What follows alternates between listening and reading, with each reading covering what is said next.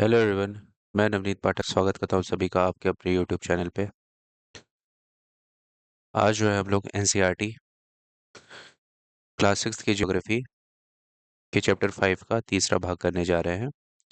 और इससे पहले तक हम लोगों ने स्थल मंडल और जल मंडल को कंप्लीट कर लिया था, मतलब हम लोगों ने लिथोस्फीयर और हाइड्रोस्फीयर को कंप्लीट कर लिया था। आज जो है हम लोग वायुमंडल या फिर अगर आप बात करें तो एटमॉस्फेयर की बात हम करने वाले हैं।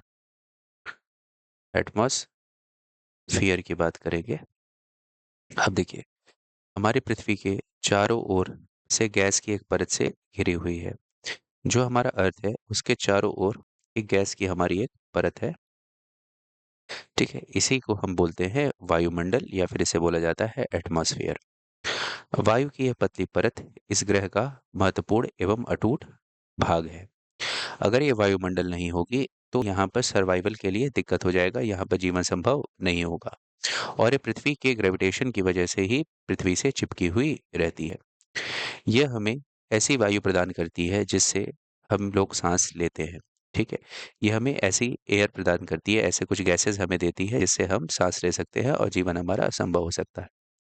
यह वायुमंडल हम लोगों को सूर्य की कुछ हानिकारक किरणों से भी बचाता है, जैसे कि हमारे जो स्ट्रेटोस्फियर है या फिर जिसे आप बोलते हैं समताप मंडल। समताप मंडल, उसमें एक लेयर पाई जाती है ओजोन की। ये हमें पृथ्वी पर आने वाली अल्ट्रावायलेट रेज से या फिर जो पराबैंगनी किरणें होती हैं, पराबैंगनी किरणें जो होती हैं उसे हमारी रक्षा करती है ओजोन। ठीक है, तो पृथ्वी सूर्य से आने वाली कुछ हानिकारक किरणें होती हैं जिससे हमें हमारी वो रक्षा करती है। वायुमंडल 1600 किलोमीटर की ऊंचाई तक फैला हुआ है। अगर हम वायुमंडल की ऊंचाई को देखेंगे तो सी लेवल से अगर आप देखेंगे तो सी लेवल से इतना ऊंचा फैला हुआ है बेटा। ये फैला हुआ है लगभग 1600 किलोमीटर तक ये फैला हुआ है, या फिर आप बोलेंगे 1.6 किलोमीटर तक ये फैला हुआ है। वायुमंडल को उसके घटकों, तापमानों तथा अन्य के आधार पर 5 परतों में बांटा जाता है। ठीक है, अब देखिए, इनके जो इंपॉर्टेंट कंपोनेंट्स होते हैं, जो घटक होते हैं, उनके आधार पर, उनके टेम्परेचर के आधार पर और कुछ अदर आपके कुछ फैक्टर्स होते हैं, उनके आधार पर इनको 5 परतों में विभाजित विभाजित करते हैं। 5 परत कौन कौन से हैं? सबसे निचला परत जो होता है उसे बोला जाता है क्षोभ मंडल। उसके बाद आता है समताप मंडल। उसके बाद आता है मध्यमंडल। उसके बाद आता है आयन मंडल और उसके ऊपर बाद आता है बहिर्मंडल। ठीक है, हिंदी में इनको ये नाम है। अगर इंग्लिश की बात करेंगे तो इन्हें बोला जाता है ट्रोपोस्फियर। इसको बोला जाता है बेटा स्ट्रेटोस्फियर। मध्यमंडल को बोलते हैं मिजोस्फियर। इसको बोला जाता है आयनोस्फियर। और इसको बोला जाता है एक्सोस्फियर। एक्सोस्फियर। और ये आयनोस्फियर और एक्सोस्फियर को एक साथ हम बोल सकते हैं थर्मोस्फियर। थर्मोस्फियर। ठीक है, या फिर इसको बोलते हैं तापमंडल। क्या बोल सकते हैं बेटा? तापमंडल। आयनोस्फीयर और एक्सोस्फीयर मिलकर के तापमंडल का निर्माण करते हैं या फिर थर्मोस्फीयर का निर्माण करते हैं। और बाकी अगर आप इनको फर्दर डिवाइड कर देंगे तो ये 5 हो जाते हैं कुल। ठीक है, अब इन परतों को पृथ्वी की सतह से शुरू करते हुए क्षोभ मंडल ट्रोपोस्फियर, समताप मंडल स्ट्रेटोस्फियर, मध्य मंडल मीजोस्फियर, आयन मंडल आयनोस्फियर, बहिर्मंडल एक्सोस्फियर कहा जाता है। नीचे से ऊपर की तरफ हम जाते हैं। अब देखिए, अब ये जो वायुमंडल है ये मुख्यतः ऑक्सीजन एवं नाइट्रोजन का बना हुआ होता है। तो इसमें ऑक्सीजन और नाइट्रोजन प्रमुख होते हैं। ठीक है, जो कि साफ तथा शुष्क हवा का 99% भाग होता है। मतलब यही दोनों मिलकर के आपके वायुमंडल का 99% भाग बना देते हैं। और बाकी के 1% में अदर गैसेस आती हैं। जैसे अगर बात करते हैं तो आर्गन आती है, कार्बन डाइऑक्साइड आती है, वाटर वेपर आती है, गैसियस फॉर्म में जो जलवाष्प होता है वो आती है, एटसेट्रा। ठीक है, कुछ डस्ट पार्टिकल भी आते हैं। ये सब मिलकर के आपके 1% पे आते हैं। लेकिन आपके एटमॉस्फेयर का जो 99% भाग है वो किससे बना हुआ होता है बेटा? वो ऑक्सीजन और नाइट्रोजन से बना हुआ होता है। अच्छा, आयतन के अनुसार नाइट्रोजन सबसे ज्यादा होता है 78%। ठीक है, हमारे वायुमंडल में सबसे ज्यादा कौन सा होता है बेटा? नाइट्रोजन होता है 78%। उसके बाद ऑक्सीजन होता है 21% तथा दूसरी गैसेज जैसे कार्बन डाइऑक्साइड, आर्गन इत्यादि की मात्रा 1% होती है। ठीक है बात। आर्गन 0.93% होता है। कार्बन डाइऑक्साइड की बात करते हैं तो 0.02% हो जाता है। ठीक है बात। 0.03% हो जाता है, अब बढ़कर के 0.04% हो गया है। इसी तरीके से देखेंगे तो उनका क्रम घटता चला जाता है। अच्छा, ऑक्सीजन सांस लेने के लिए आवश्यक है क्योंकि बिना ऑक्सीजन के कोई भी जीवन संभव नहीं है। तो चाहे हम हों, चाहे पेड़-पौधे हों, प्रोड्यूसर वर्ग होते हैं, कंज्यूमर वर्ग होते हैं, सबके लिए ऑक्सीजन बहुत ज़्यादा ज़रूरी है। और नाइट्रोजन की इम्पोर्टेंस क्या होती है? प्राणियों की वृद्धि के लिए आवश्यक है, ठीक है? अगर आप नाइट्रोजन की बात करते हैं, तो नाइट्रोजन जो होता है, वो इम्पोर्टेंट होता है जितने भी आपके प्लांट्स होते हैं, उनके ग्रोथ के लिए। प्लांट्स के ग्रोथ के लिए, चाहे वो एनिमल होते हैं, हमारे अंदर प्रोटीन होता है ना बेटा? हमारे अंदर प्रोटीन होता है, तो हमारे अंदर जो प्रोटीन है, वो भी तो नाइट्रोजन का ही तो है बेटा, अमीनो एसिड्स का बना होता है। तो हमारे ग्रोथ के लिए या फिर प्लांट्स की ग्रोथ के लिए तो नाइट्रोजन की आवश्यकता होती है, ठीक है? नाइट्रोजन इसलिए इंपॉर्टेंट होता है और ऑक्सीजन की ज़रूरत क्या होती है?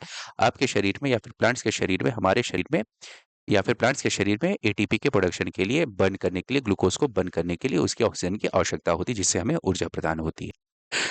कार्बन डाइऑक्साइड यद्यपि बहुत कम मात्रा में है, लेकिन ये पृथ्वी द्वारा छोड़ी गई ऊष्मा को अवशोषित करती है, जिसको आप ग्रीन हाउस इफेक्ट बोलते हो। ग्रीन हाउस इफेक्ट बोलते हो, ठीक है बात? अच्छा, अगर देखिए, हमारे लिए कार्बन डाइऑक्साइड इम्पोर्टेंट है, लेकिन अगर इसकी मात्रा बढ़ती चली गई एटमॉस्फेयर में, तो ये ग्रीन हाउस इफेक्ट की टेंडेंसी बढ़ जाएगी। मतलब पृथ्वी के द्वारा जो आपकी रेडिएशन जो हीट छोड़ी जाती है, इसको ये ट्रैप कर लेता है और ट्रैप करने की वजह से पृथ्वी को ज़्यादा ठंडा रात के समय में होने नहीं देता है। लेकिन अगर इसकी मात्रा ज़्यादा बढ़ गई, तो इसकी मात्रा बढ़ने की वजह से कार्बन डाइऑक्साइड ज़्यादा अगर एटमॉस्फेयर में हो गया, तो हीट की जो ट्रैपिंग होगी, जो ऊष्मा का अवशोषण होगा पृथ्वी में, वो ज़्यादा हो जाएगा और पृथ्वी का तापमान निरंतर बढ़ता चला जाएगा, जिसे ग्लोबल वार्मिंग कहा जाता है। तो कार्बन डाइऑक्साइड हमारे लिए इम्पोर्टेंट तो है, पर अगर उसकी मात्रा ज़्यादा हो जाती है एटमॉस्फेयर में, तो वो हमारे लिए हानिकारक हो जाता है, वही ग्लोबल वार्मिंग का कारण बन जाता है। ठीक? अब देखिए, जिससे पृथ्वी गर्म रहती है, यह पौधों की वृद्धि के लिए भी आवश्यक आवश्यक होता है। तो कार्बन डाइऑक्साइड जो होता है, उसी के प्रेजेंस में फोटोसिंथेसिस की प्रक्रिया होती है। कार्बन डाइऑक्साइड और जलवाष्प मिलकर के C6H12O6 का निर्माण करते हैं, ठीक है बात? और ऑक्सीजन को रिलीज करते हैं। इस प्रोसेस को बोला जाता है फोटोसिंथेसिस, ठीक है? तो ये सारे जो गैसेज़ हैं, उनकी इंपॉर्टेंस आप लोगों ने समझ ली। जैसे अगर आपने नाइट्रोजन को देखेंगे, नाइट्रोजन हमारे जितने भी जीव हैं, चाहे वो प्लांट्स होंगे, चाहे वो एनिमल्स होंगे, उनके ग्रोथ के लिए ज़रूरी है। ऑक्सीजन, ऑक्सीजन सर्वाइवल के लिए ज़रूरी है, शरीर में ऊर्जा प्रदान करने के लिए ज़रूरी है, एरोबिक रेस्पिरेशन के लिए वो ज़रूरी हो जाता है, ठीक है? अगर आप बात करते हैं कार्बन डाइऑक्साइड की, तो कार्बन डाइऑक्साइड प्लांट्स के फोटोसिंथेसिस के लिए इंपॉर्टेंट है। दूसरी चीज़, कार्बन डाइऑक्साइड जो होता है वो पृथ्वी के तापमान को ठंडा होने नहीं देता है, वो पृथ्वी द्वारा छोड़ी गई ऊष्मा को रोक करके रखता है, जिससे पृथ्वी गर्म बनी हुई रहती है। ज़्यादा हो जाएगा तो पृथ्वी पर वीनस की सिचुएशन हो जाएगी, ठीक है बात? प्रेशर कुकर की लाइक स्थिति हो जाएगी, जैसे वीनस पर है। अगर आप अर्थ की बात करते हो, तो अर्थ पे जितना भी कार्बन डाइऑक्साइड है, उतना ज़रूरी है, उससे पृथ्वी गर्म बनी रहती है, जिससे जीवन संभव हो पाता है। अब देखिए, ऊंचाई के साथ-साथ वायुमंडल के घनत्व में भिन्नता आती है। जैसे-जैसे ऊंचाई बढ़ती है, तो वायुमंडल का जो डेंसिटी है, वो चेंज होता रहता है। सबसे ज़्यादा डेंसिटी अगर आप बात करते हैं, तो ट्रोपोस्फियर में मिलती है। उससे कम आपको स्ट्रेटोस्फियर में, उससे कम आपको मेसोस्फियर में, और जैसे-जैसे आप ऊपर जाते हैं, तो जो एयर की जो गैसेज़ की डेंसिटी है, वो कम होती जाती है। समझ में आ गया? सबसे ज़्यादा डेंसिटी जो मिलती है, वो ट्रोपोस्फियर मिलती है। ठीक है? तो जो चीज़ नीचे रहेगी, उसके ऊपर प्रेशर ज़्यादा रहेगा। जो चीज़ ऊपर रहेगी, उसके ऊपर प्रेशर क्या हो जाएगा? कम हो जाएगा। ठीक है? यह घनत्व समुद्री तल पर सबसे अधिक होता है, क्योंकि समुद्री तल से ही सारी ऊँचाई देखी जाती है और वह एक होमोजीनियस सरफेस होता है। तो सर्वाधिक जो घनत्व होता है, सबसे ज़्यादा अगर डेंसिटी देखेंगे, तो कहाँ पर मिलेगा आपको? सी लेवल पर, समुद्र के सतह पर मिलता है। जैसे-जैसे हम ऊपर की ओर जाते हैं, तो यह घनत्व तेज़ी से घटता जाता है। मैंने बताया, देखो, एक सिंपल सी बात समझो, जो भारी चीज़ें होंगी, वो पृथ्वी के नज़दीक होंगी। डेंसिटी डिफरेंशिएशन, इसको याद कर लो बेटा, डेंसिटी डिफरेंशिएशन। तो जो भारी चीज़ें होती हैं, वो पृथ्वी के नज़दीक होंगी, जो हल्की होंगी वो कहाँ रहेंगी बेटा? ऊपर की तरफ रहेंगी। तो जितनी भी भारी गैसेज़ होंगी या फिर जो आपकी डेंसिटी रहेगी, वो सबसे ज़्यादा कहाँ पर रहेगी? अर्थ के समीप में रहेगी। लेकिन जैसे-जैसे आप अर्थ से दूर होते जाओगे, सरफेस से दूर होते जाओगे, तो उनकी डेंसिटी क्या होती जाएगी? कम होती जाएगी। ठीक है बात? तो सबसे ज़्यादा घनत्व अगर देखा जाए, तो समुद्र तल पर है। जैसे-जैसे आप ऊँचाई पर जाओगे, तो घनत्व क्या होते जाता है? कम हो जाता है। आप जानते हैं कि पहाड़ों पर पर्वतारोही को हवा के घनत्व में कमी होने के कारण सांस लेने में कठिनाई होती है। ऊंचाई पर सांस लेने के लिए उन्हें अपने साथ ऑक्सीजन सिलेंडर लेकर के जाना पड़ता है, क्योंकि ऑक्सीजन एक भारी गैस है बेटा। ऑक्सीजन जो रहेगा वो सरफेस के पास ही पाया जाएगा, ठीक है, बस ज्यादा ऊपर नहीं पाया जाएगा। अगर कोई पर्वतारोही या फिर जो माउंटेनियर होते हैं, जो पहाड़ की चढ़ाई करते हैं, वो अगर माउंट एवरेस्ट पर जाएँगे तो वह लगभग आपका 8.8 किलोमीटर ऊँचा है बेटा। वहाँ तक जाते-जाते ऑक्सीजन की मात्रा में कमी हो जाती है, जिस वजह से उनको साँस लेने में कठिनाई होगी। अगर उनको साँस लेने में कठिनाई होगी तो उन्हें अपने साथ सिलेंडर लेकर के जाना पड़ेगा, जिससे वो साँस ले पाएँगे, ठीक? सरफेस पर जो घनत्व होगा वो ज़्यादा रहेगा, डेंसिटी ज़्यादा रहेगा, तो सरफेस पर जो रहेगा उसे साँस लेने में दिक्कत नहीं होगी। लेकिन जैसे-जैसे आप ऊपर जाएँगे तो वहाँ पर क्या होगा, डेंसिटी कम हो जाती है और साँस लेने में कठिनाई होती जाती है। इसीलिए जो पर्वतारोही होते हैं, माउंटेनियर्स होते हैं, वो अपने साथ क्या लेकर के जाते हैं? ऑक्सीजन सिलेंडर लेकर के जाते हैं, ठीक? अब देखिए यहाँ पर बना हुआ है, ये है आपका वायुमंडल, ये है स्थलमंडल लिथोस्फियर और ये है आपका जलमंडल, ठीक है बात? अब इन्हीं को जब तीनों मिल जाते हैं तो यहीं पर आपका क्या बन जाता है बेटा, बायोस्फीयर, ये है आपका बायोस्फीयर, ठीक? चलिए, ऊपर की ओर जाते तापमान भी घटता जाता है। जैसे-जैसे हम ऊपर जाते हैं तो तापमान कम होता है, लेकिन ये चीज़ तो अधूरी बात है बेटा। जैसे बड़ी क्लास में जाओगे, जैसे आपको 7th की अगर मैं पढ़ाऊँगा, तो 7th की बुक में आपको क्या मिलेगा कि वहाँ पर आपको इस एटमॉस्फियर के डिफरेंट-डिफरेंट टेम्परेचर डिस्ट्रीब्यूशन देखने को मिलेंगे। कैसे देखने को मिलेंगे?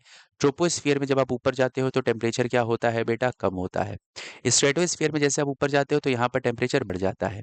मेसोस्फियर में जब आप जाते हो फिर टेम्परेचर कम होता है और सबसे ज़्यादा तापमान जो मेसोपॉज़ है वहाँ पर हो जाता है। लगभग -100 डिग्री सेल्सियस का टेम्परेचर यहाँ पे देखने को मिलता है। -80 टू 100 डिग्री सेल्सियस हो जाता है बेटा।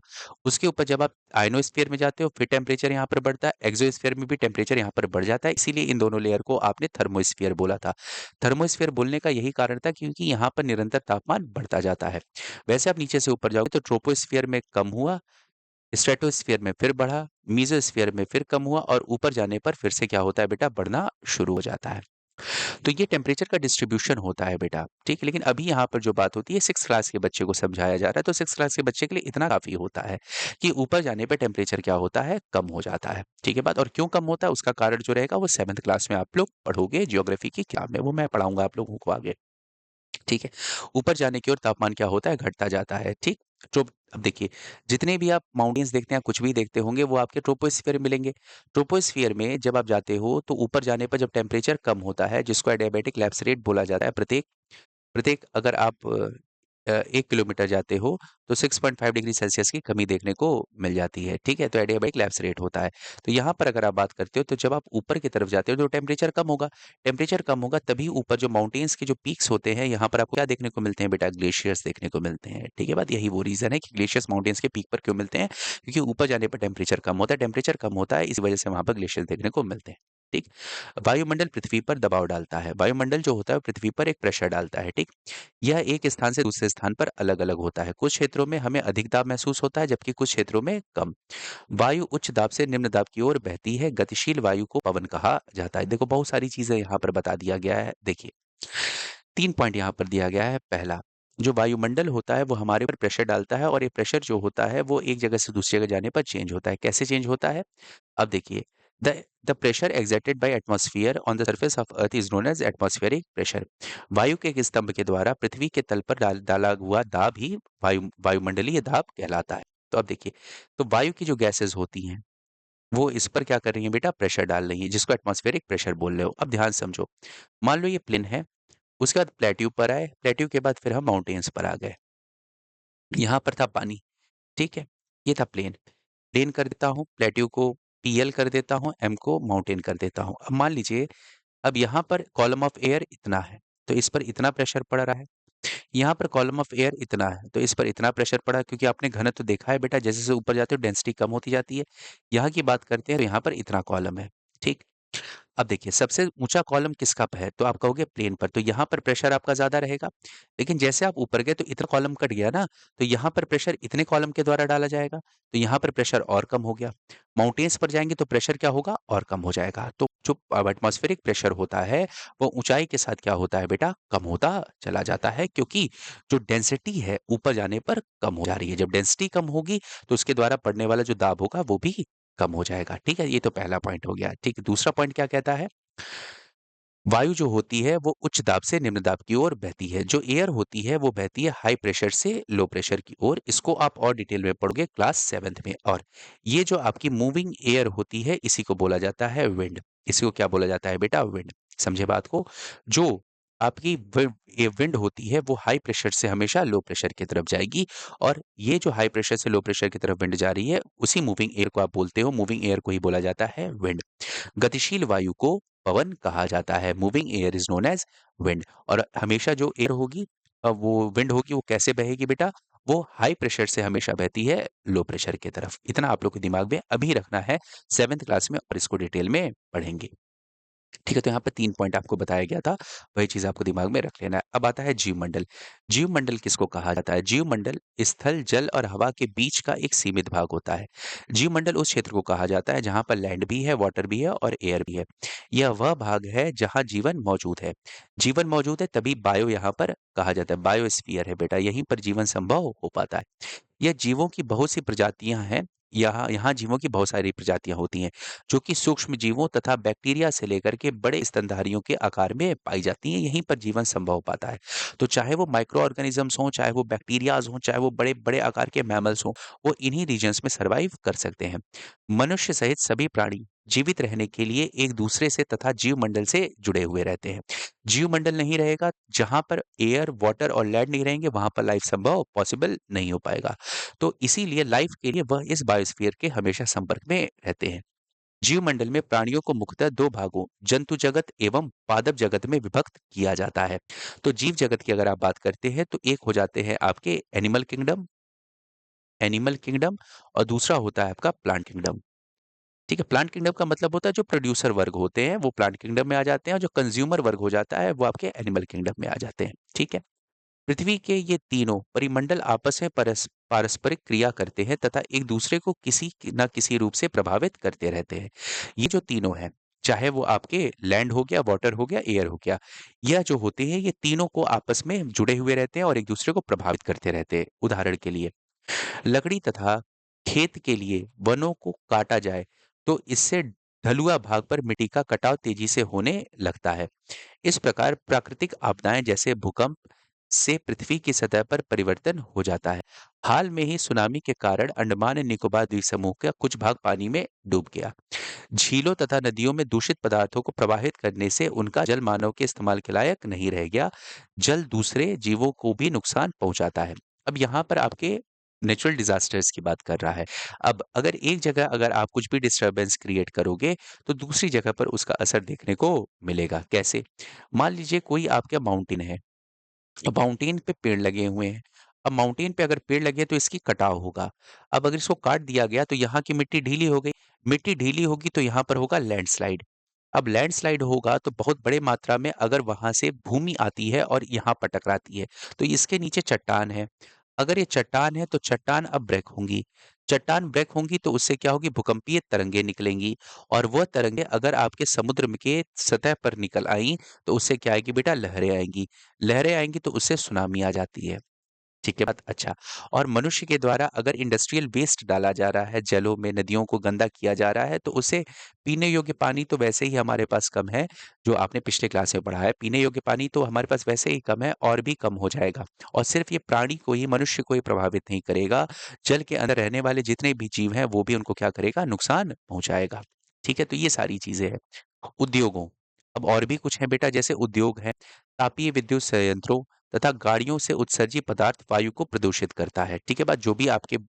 जो भी आपके इंडस्ट्रीज लगी हुई हैं, थर्मल पावर प्लांट लगे हुए हैं, वो सब क्या करते हैं बेटा? एयर को प्रदूषित करते हैं। कार्बन डाइऑक्साइड वायु का एक महत्वपूर्ण घटक है, लेकिन कार्बन डाइऑक्साइड की मात्रा में वृद्धि के कारण पृथ्वी के तापमान में वृद्धि हो रही है। जैसा कि मैंने आपको अभी समझाया, कार्बन डाइऑक्साइड हीट ट्रैपिंग का काम करता है।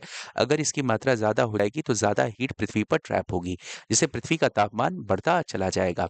इसे भूमंडलीय तापन कहा जाता है। भूमंडलीय तापन का मतलब होता है बेटा ग्लोबल वार्मिंग। ग्लोबल वार्मिंग कहा जाता है। इसलिए भूमंडल, वायुमंडल तथा जनमंडल के बीच के प्राकृतिक संतुलन को बनाए रखने के लिए पृथ्वी के संसाधनों की सीमित उपयोग की आवश्यकता है, जिसको आप बोलते हो सस्टेनेबल डेवलपमेंट। ठीक है बात? विकास तो करो, ठीक है बात, लेकिन योजना के तहत विकास करो, जिससे पर्यावरण को सुरक्षित रखा जा सके और आगे आने वाली जनरेशन को हम एक अच्छी पृथ्वी एज ए गिफ्ट के तौर पर उन्हें दे पाए। ठीक है बात? तो ये है आपका लेक्चर, यहाँ पर आपका समाप्त हो जाती है ये चैप्टर नंबर 5 ये समाप्त हो जाता है। ये कुछ क्वेश्चंस दे रखे हैं जिसको आप लोग करिएगा, प्रैक्टिस करिएगा, कोशिश करिएगा इसको करने का, आपकी स्क्रीन पर है, ठीक है? और इसके आंसर आप लोग कमेंट सेक्शन में दे सकते हैं, ठीक है? और भी कोई डाउट हो, कुछ सजेशन होता है तो आप लोग ज़रूर मुझे बताएँ, अवगत कराएँ तो मैं उसे सही करूँगा। प्लीज़ इस वीडियो को अगर आपको पसंद आ रहा है तो प्लीज़ लाइक करें, सब्सक्राइब करें और शेयर करें, अपने दोस्तों तक पहुँचाएँ जिससे इस चैनल पर एंगेजमेंट बढ़ सके, ठीक? और इसी के साथ मैं अपने वाणी को विराम देता हूँ। आज के लिए इतना ही। धन्यवाद।